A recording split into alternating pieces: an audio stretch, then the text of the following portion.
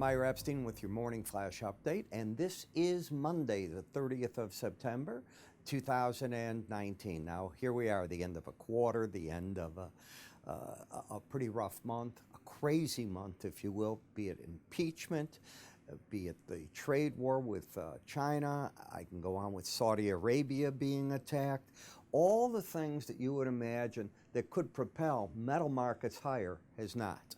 If anything, breaking them down hard. Now, this is when you start looking on a break like this at what are the seasonals in the market, where might they kick in.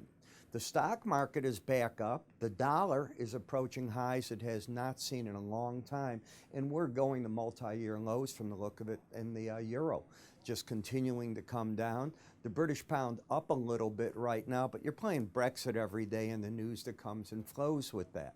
On the energy sector, just as I said, would you have believed that the Saudis would have been attacked, about half their fields put out of condition for pumping, the refineries itself struck, and now we'll find out this week how far the reconstruction has gone and did they get everything back up and running. That doesn't change the factor that if drones should come at them again, how do you stop them?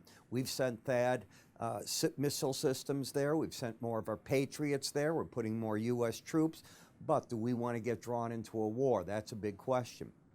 In the grain markets, today you're seeing them up, and you're seeing beans especially stronger as China has issued more waivers for the purchase of another 1 to 2 metric tons, a lot more beans right now to its importers. That just happened this morning, so we're looking for that in front of the upcoming October 10th meeting.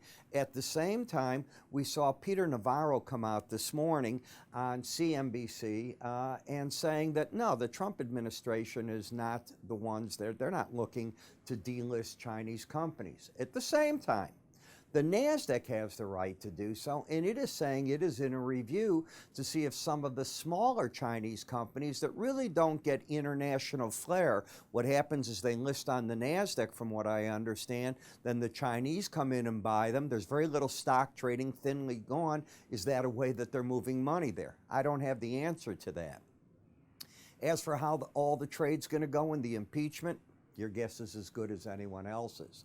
What I can tell you is the Chicago PMI came out negative, 47.1. They expected 49.9. It is now in a contraction territory. The German CPI numbers, they came in at flat for the month. They had been there. For the year, though, they came in less, 1% versus a forecast of 1.3. The harmonized number came in down 0.1. They had forecasted flat, and for the year, the harmonized is down. Is up 0.9, but they were looking for a full 1% higher. Unemployment reported that German jobless claims fell 10,000 in September.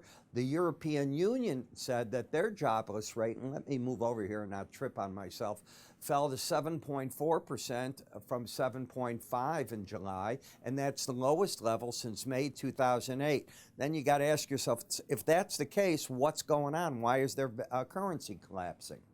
China's National Bureau of Statistics reported that their PMI, their Manufacturing and Purchasing Manager Index, rose to 49.8 in September from 49.5. Remember, any number under 50 is contraction, and that's the 5th straight month under 50. And they said that their non-manufacturing PMI edged down to 53.7 in September from 53.8 in August. And when you look at all that, that's still an expansion. So the service sector, what it showed last week, is doing better. Manufacturing, anything out of the gate, still problems. They're trying to turn things around there. China said it's going to initiate now a survey of households to find out what credit is doing to the individual household. Okay. The problem is, where do we all go and trade, and is that going to go anywhere? The fact that China's buying more soybeans is a sign in the face of what happened last week when the U.S. was saying maybe they're not going to let pension plans invest in Chinese stocks and so on, and they're still buying beans. Number one, they need the beans, but number two, is that a sign that maybe they're trying to break these trade tensions? October 15th is still the date that if things don't go well at this meeting, that the tariffs increase to 30% on some $250 billion worth of goods. We'll see if that comes about or not. So you got your hands full over the next week or so in these markets. I want to remind you that, you heard me just talk about the metals being down and so on. Well, one of the things that I use when I'm looking at these markets is the Moore Research Center. They're a specialist in seasonal activities. They keep database going back 30 years plus. And they'll break things down on a month-to-month and a spread basis as to how the markets have done. Past performance has certain limitations, but it's still past performance. And I want to see how the markets worked. Take harvest, take an event. You can go back in time, look to see what other trade events like so on and so forth were. As I said, they do seasonal spreads and so on, but what I really like about it is the interactive charts. And what the interactive charts do is you can plot out 5, 15, and 30-year events using the seasonals. Then at the bottom, you can also go to bull years and bear years. And you can see how markets worked in there and at what times different markets bounce or tend to break even more. Does it mean that it's going to happen? No, it doesn't. Past performance has those limitations. But it is certainly something I look at. It is something worth looking at, and it's another tool. That's where it ends. So if you'd like to have 2 free weeks of this, we set that up for you. All you need to do is go to our website. You'll also get access to their special reports and the like. And how do you get it? It's free.